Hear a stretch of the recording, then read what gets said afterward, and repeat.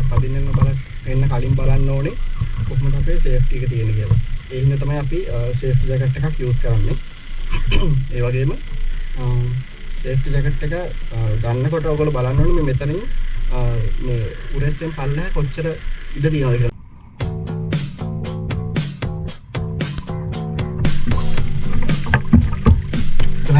පන්සලක් පේනවා.